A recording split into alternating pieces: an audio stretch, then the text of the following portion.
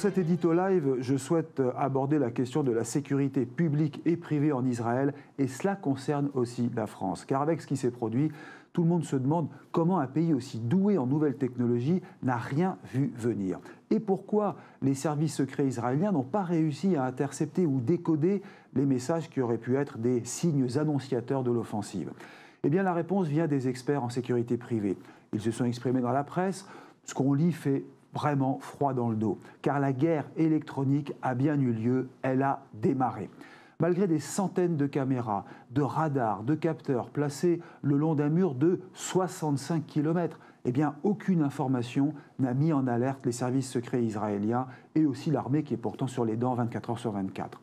D'après les informations que nous avons obtenues, eh bien, le piratage de données a demandé des mois de travail et le mode opératoire fait frissonner. Parmi les armes cyber les plus redoutables, il y a ces logiciels malveillants qui se sont introduits dans les smartphones lentement et sûrement pour connaître la position des militaires et celle des forces de sécurité peu avant les attaques.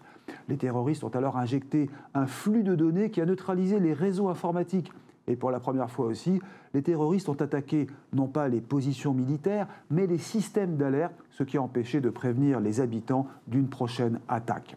Parlons aussi des ULM et des drones utilisés. Ils sont d'une valeur de 400 $ seulement et ils étaient si petits qu'ils étaient indétectables. Mais ils étaient capables de porter des charges explosives, ce qui est une première, et leur empreinte dans le ciel n'était pas plus marquée que le vol d'une mouette. Aucun système n'aurait pu les détecter. Alors, l'organisation de ces attaques abominables a demandé des mois de préparation, une préparation d'ailleurs aussi poussée que celle du 11 septembre, ce qui confirme bien que d'autres pays sont impliqués dans l'organisation de ces attaques. Que retenir de tout cela ? Comment faire face à cette nouvelle guerre électronique ? J'ai interrogé plusieurs experts et tous me disent ceci. Cela va concerner toutes les entreprises qui travaillent sur le secteur de la sécurité pour le futur. Il faudra non pas trouver des parades contre ces nouvelles armes digitales, mais prévoir en amont tout un arsenal qui pourra détecter des comportements anormaux. Il faudra créer par exemple des systèmes de partage d'informations, ce que le campus cyber en France prépare déjà avec le programme Sylvia, qui est fondé sur l'intelligence artificielle.